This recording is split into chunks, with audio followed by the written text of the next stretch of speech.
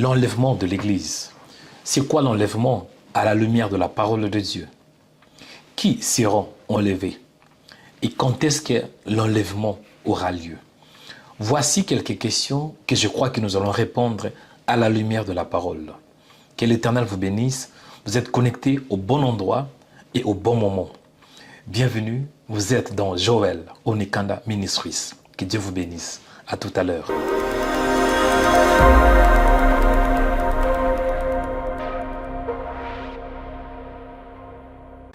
Shalom bien-aimés dans le Seigneur, que l'Éternel vous bénisse, que la paix, que la grâce du Seigneur vous accompagne. Ça fait longtemps que j'ai passé dans les médias et surtout là je parle de ma chaîne YouTube Joël Onikanda Ministries. Toutefois, vraiment, je crois que vous serez bénis. Le Seigneur a permis que je puisse être un peu absent, mais j'étais présent d'une manière ou d'une autre. J'étais quand même dans Rema Web, mais c'est juste que dans Joël Onikanda Ministries, j'ai pas eu le temps de faire des publications. Aujourd'hui, Dieu a permis que je puisse passer, enfin, de parler un peu de l'enlèvement. Nous allons décortiquer un peu la parole et je pense que vous serez bénis, vous serez édifiés, vous serez instruits à la lumière de la parole de Dieu. C'est Joël Onikanda, votre frère dans le Seigneur.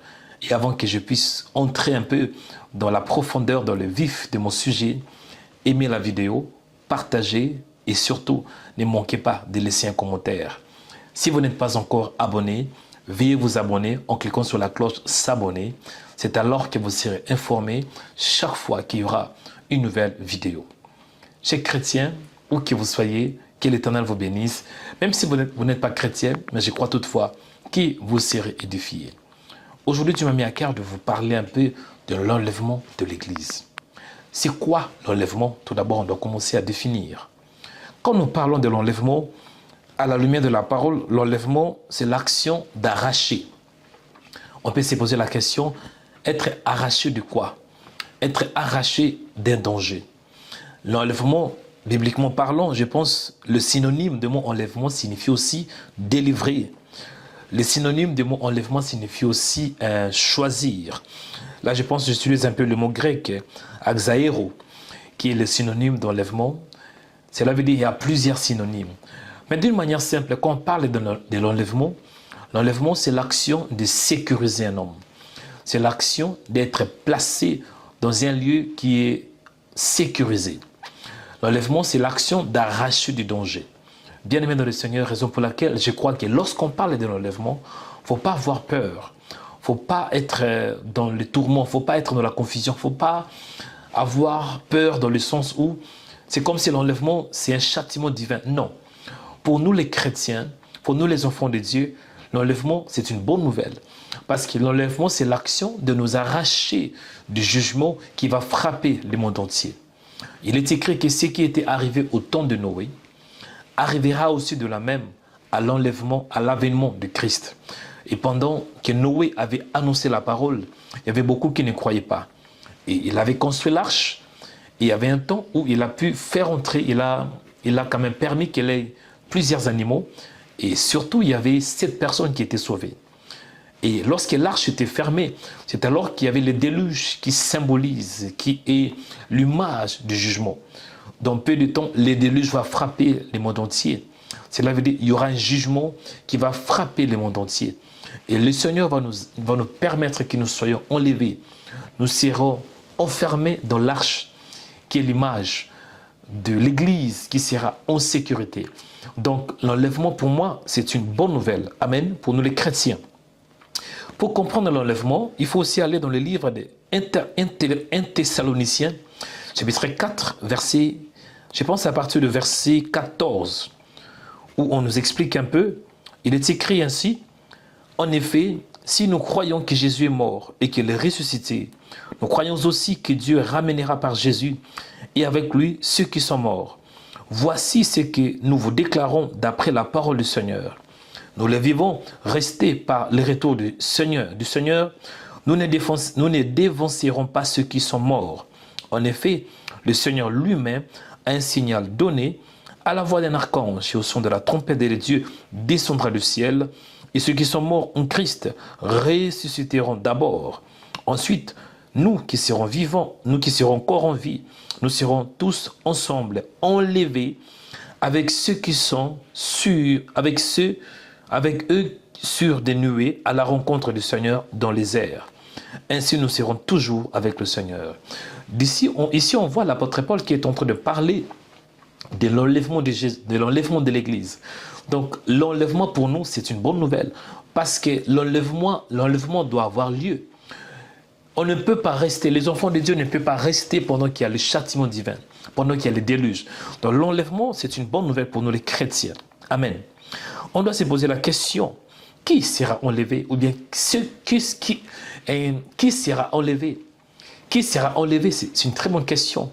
Il faut se poser la question, est-ce que si le Seigneur Jésus revient, sera-t-il enlevé? Pour savoir cela, je pense qu'on doit s'appuyer dans le livre de Matthieu, chapitre 24, verset 1, où il est écrit, « Comme Jésus s'en allait, au sortir du temple, ses disciples s'approchèrent pour lui en faire remarquer les constructions. Mais il leur dit, « Voyez-vous tout cela? Je vous le dis en vérité, il ne restera pas ici pierre sur pierre qui ne soit renversé. » Il assit sur la montagne des Oliviers, et les disciples vinrent en particulier lui faire cette question. « Dis-nous, quand cela arrivera-t-il? Et quel sera le signe de ton avènement et de la fin du monde? » Amen. Déjà, on voit ici, il y a 3 questions qui ont été posées. La première question, un disciple pose le Seigneur en lui disant, « Dis-nous, quand cela arrivera-t-il » En d'autres termes, quand sera le temps où il ne restera plus pierre sur pierre qui ne soit renversé? La première question, les disciples ont voulu savoir quand est-ce que le temple sera détruit. Amen. Et pour comprendre cela, cette prophétie fut accomplie 70 ans après le Seigneur Jésus, où on voit, c'était, selon l'histoire, c'était le 13 août, l'an 70, où il y avait les légionnaires romains, menés par Titus, ils ont envoyé Jérusalem, et nous voyons, il y avait la destruction du temple. Et la deuxième question qui a été posée, on voit, il dit ainsi, tout d'abord il dit, dis-nous, quand cela arrivera-t-il? En d'autres termes, quand il y aura la destruction du temple? Ça, c'était la première question. La deuxième question est, et quel sera le signe de ton avènement? Vous voyez, le signe de ton avènement. Et pour savoir le signe de l'avènement de Christ, on voit dans Matthieu chapitre 24, où Jésus est en train de détailler le signe prophétique de l'avènement de Christ. En d'autres termes, le signe prophétique de l'enlèvement. Et je voudrais souligner quelques signes pour que nous puissions nous situer en ce qui concerne l'enlèvement. Voici quelques signes prophétiques qui nous permettra de savoir quand est-ce que l'enlèvement aura lieu. Premier signe, Matthieu chapitre 24, verset 4 à 5, où il est écrit, Jésus leur répondit, prenez garde que personne ne vous séduise. Vous voyez, prenez garde que personne ne vous séduise, car plusieurs viendront sous mon nom disant, c'est moi qui suis le Christ, ils séduiront beaucoup de gens. Le premier signe, on voit la séduction au nom de Jésus. Il faut faire attention. Plusieurs viendront au nom du Seigneur. Ils vont séduire. Quand on dit séduire, cela veut dire, c'est l'action d'égarer. C'est l'action de tromper. Plusieurs viendront pour tromper les gens, pour égarer les gens. Premier signe, on voit la séduction au nom de Jésus. Deuxième signe, on voit les guerres et le menace des guerres. Matthieu chapitre 24, verset 6, il est écrit, vous entendrez parler de guerres et de menaces de guerre. Attention, ne vous laissez pas troubler par ces nouvelles, car cela doit arriver, mais ce ne sera pas encore la fin. Donc il y a eu toujours des guerres, pour être franc. Ça n'a pas commencé aujourd'hui. Mais ici, on parle un peu de l'intensité. Vous voyez, on parle aussi de rumeurs. Et aujourd'hui, nous sommes en 2025 chez chrétiens. Il y a pas mal de nouvelles sur les guerres. On voit par exemple la guerre entre l'Ukraine et la Russie. On voit aussi, il y a des tensions entre la Palestine et l'Israël et la nation juive. On voit plusieurs tensions dans le monde. Il y a beaucoup de rumeurs. On peut aussi voir, même au niveau de l'Afrique. Donc, deuxième signe, on voit les guerres et le menace des guerres. Troisième signe, pour savoir quand est-ce que le Seigneur Jésus reviendra. Il est écrit dans Matthieu chapitre 24, verset 7. Il y aura en divers lieux des famines et des tremblements de terre. Donc, troisième signe, on voit de famine et de tremblements de terre en divers lieux. On parle de famine, on voit la crise alimentaire. Et bien aimé dans le Seigneur, en cette année, je crois que plusieurs pays seront frappés par la famine. Pendant que j'étais en train de prier, en cette année, au début de l'année, c'était le 1er janvier, vers minuit, je pense qu'on était en pleine église. On était en train de prier. Et le Seigneur a permis que je voie ce qui va arriver à la suite des temps. J'avais vu, il y avait la crise qui avait frappé l'Europe. Par le Saint-Esprit, je me suis retrouvé dans des magasins où il y avait pas mal de... Il y avait de vide. Il n'y avait pas à manger dans des magasins au lieu que les gens puissent aller acheter. Les gens étaient dans des magasins, il n'y avait pas à manger. Il y avait des magasins vidés, il n'y avait pas de produits alimentaires. Et lorsque j'ai vu cela, c'est alors que j'ai compris que nous allons affaire avec une crise qui va frapper. Et ça va frapper surtout la France. Et je crois de tout mon cœur que ces choses vont arriver. Pourquoi? Parce que ça nous annonce que Jésus-Christ est bientôt à la porte. Quatrième signe qui montre que Jésus-Christ revient, on voit aussi la haine et la persécution du monde entier contre le disciple de Jésus. Matthieu chapitre 24, verset 9, il est écrit « Alors on vous livrera au tourment, il vous fera mourir, vous serez haïs de toutes les nations à cause de mon nom. » On voit déjà la persécution des chrétiens. Beaucoup de chrétiens sont persécutés, mais je crois que ça va devenir de pire en pire. Et ces choses doivent arriver, non pour nous détruire, mais c'est juste parce que c'est un signe prophétique qui annonce que bientôt il y aura l'enlèvement. Il y a plusieurs signes que je peux mentionner, mais je pense que pour aujourd'hui, je m'arrête là. Qu'est-ce qu'on peut retenir au niveau de l'enlèvement? L'enlèvement est une réalité. Et l'enlèvement est vraiment biblique. À part ce que j'ai mentionné dans 1 Thessaloniciens, où on voit l'apôtre Paul qui est en train de parler de l'enlèvement. On peut aussi voir dans le livre de Actes des Apôtres, dans Actes chapitre 1, Jésus a été enlevé. Et de la même manière que Jésus a été enlevé, de la même manière aussi qu'il sera de retour. L'enlèvement de Jésus nous démontre déjà que Jésus a été enlevé, c'est que nous serons aussi enlevés. Amen. Je crois que nous serons enlevés, mais c'est à nous maintenant de se préparer. Et bien aimé dans le Seigneur, on peut se poser la question, comment se passera l'enlèvement de l'Église? Comment ça va se passer? Ça sera où? Écoutez, une très bonne explication sur le livre de 1 Thessaloniciens, chapitre 4, verset 14 à 17, où il est écrit, « En effet, le Seigneur lui-même, un signal donné à la voix d'un archange et au son de la trompette de Dieu, descendra du ciel, et ceux qui sont morts en Christ ressusciteront d'abord. Ensuite, nous qui serons en vie, nous serons tous ensemble enlevés avec eux sur des nuées à la rencontre du Seigneur. » Donc, ce qui va se passer, la trompette va sonner. Il est écrit à la voix d'un archange, au son de la trompette de Dieu. Cela veut dire que le Seigneur lui-même va sonner. Il y aura un signe. Il y aura un signe et à la voix d'un archange. Cela veut dire que le Seigneur va sonner comme un chef des anges. L'archange signifie le chef des anges. Il va sonner et la trompette va sonner. Lorsque la trompette va sonner, tout d'abord, il y aura tous ceux qui sont morts dans le Seigneur. Tous les morts en Christ, ils seront ressuscités, ils seront enlevés, ils seront en sécurité, ils vont rejoindre le Seigneur. Et à part ça, le Seigneur va descendre tout d'abord du ciel. Il ne va pas toucher la terre, il va rester dans les nuées. Et c'est alors que tout d'abord, les morts en Christ vont rejoindre le Seigneur dans les airs. Deuxièmement, nous par contre, qui serons en vie, nous serons ensuite enlevés.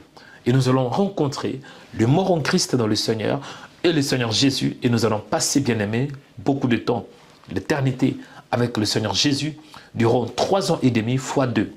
Bien-aimés dans le Seigneur, c'est une réalité, ce que je vous dis. Voici un peu ce qui va se passer. La question qu'on doit se poser, suis-je prêt pour l'enlèvement? Suis-je prête pour l'enlèvement? Une très bonne question. Raison pour laquelle Dieu m'a envoyé pour te dire que si tu n'es pas encore prêt, tu n'es pas encore prête, il n'est jamais trop tard d'accepter Jésus de Nazareth, de croire au Fils de Dieu, de croire de tout ton cœur que Jésus-Christ est Seigneur, à part de croire, de pratiquer la parole, de suivre le Seigneur Jésus-Christ de tout ton cœur, de toute ton âme, et surtout de vivre dans la sainteté. Si tu vis dans le péché, c'est le moment de se repentir, parce que sinon, ça risque d'être trop tard. Voici un peu ce que Dieu m'a mis à cœur en ce qui concerne l'enlèvement de l'Église. Avant de clôturer la prière, l'enseignement d'aujourd'hui, je voudrais prier. Là où tu es, je vais prier pour toi. Père, merci parce que tu es bon. Merci pour ta grâce, ta faveur et ta miséricorde. Bénis quiconque qui écoute le message d'aujourd'hui et que le ciel s'ouvre, qu'il a plus de ta grâce, qu'il a plus de ta faveur, qu'il a plus de ta miséricorde, puisse accompagner quiconque qui écoute le message.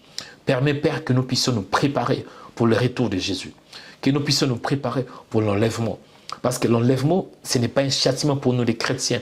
Au contraire, l'enlèvement, c'est un signe que le Seigneur veut nous donner une vraie sécurité. L'enlèvement, pour nous, c'est une sécurité. L'enlèvement, pour nous les chrétiens, c'est la délivrance. Merci Seigneur, parce que bientôt, nous aurons la délivrance finale. Nous serons délivrés de la chair, délivrés de la nature adamique. Mon Père, je te bénis pour la grâce. Bénis quiconque est connecté, qui a suivi cet enseignement. Au nom de Jésus-Christ de Nazareth, nous avons ainsi prié par la foi. Amen. Lazare sort. Au lieu de dire Lazare, moi je remplace Lazare avec ton cas. Lazare sort.